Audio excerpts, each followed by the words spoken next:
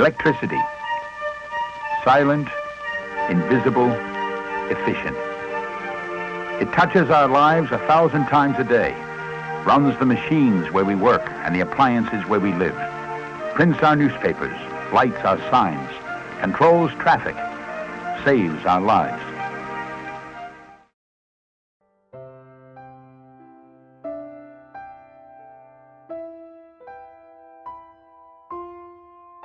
Public power made its debut in the 1880s as the miracle of electric power spread throughout the United States.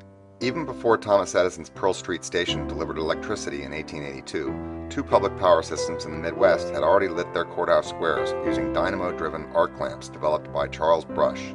In March 1880, Wabash, Indiana, the country's first municipally owned electric utility, lit up its courthouse dome, and in December 1881, Butler, Missouri, lit arc lamps which could be seen 20 miles away.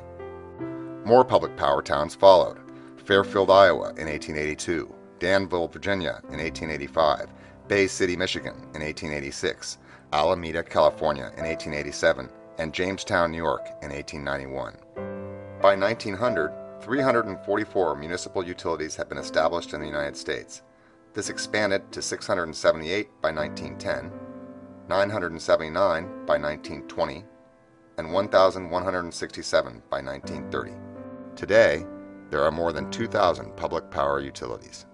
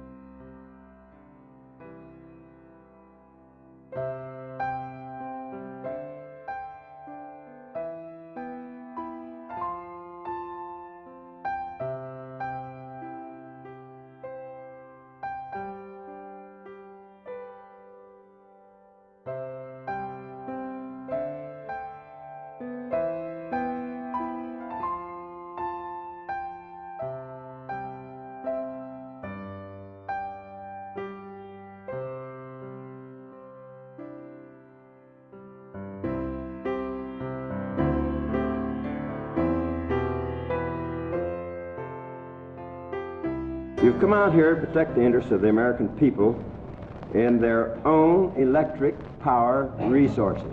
I want to emphasize that these power resources belong to the people of the United States and not to anybody else. During Franklin Roosevelt's New Deal in the 1930s, as the federal agencies cooperated with municipal power utilities through grants and loans, public power saw a boon with the creation of water resource and hydroelectric power projects. As the private power companies began likening these efforts to creeping socialism, the possibility of a national organization to fight for public power in Washington took hold. In 1934, E.F. Scattergood, general manager of the Los Angeles Bureau of Power and Light, and Morris L. Cook, the first administrator of the Rural Electrification Administration, tried to organize a national municipal utilities association. The association ultimately failed after Scattergood became occupied by other issues in Los Angeles. However, the necessity of such an organization increased as the country geared up for a possible entry into World War II, and public power was seen as a major ally in defense production. Brought together by Scattergood, Federal Power Commission Chairman Leland Olds, and REA Administrator Boyd Fisher, 41 representatives of municipal and state power companies met with various federal agencies in September 1940.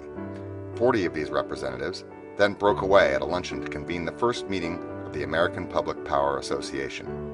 Boyd Fisher was then named the first general manager of APPA, but left a few months later after disagreements over the management of the organization. In 1941, Loup River Public Power District in Nebraska sent its manager, Harold Kramer, to manage APPA during its organizing phase. Though he left the next year to make way for the first permanent general manager, Cartland Now of REA, Kramer helped to create the organization's management process, starting the Public Power newsletter to keep members informed of issues affecting them in Washington, and help prepare members for changes necessary for the war effort. now, for his part, created Public Power magazine and fought multiple attacks from private power that at the time was likening public power to socialism.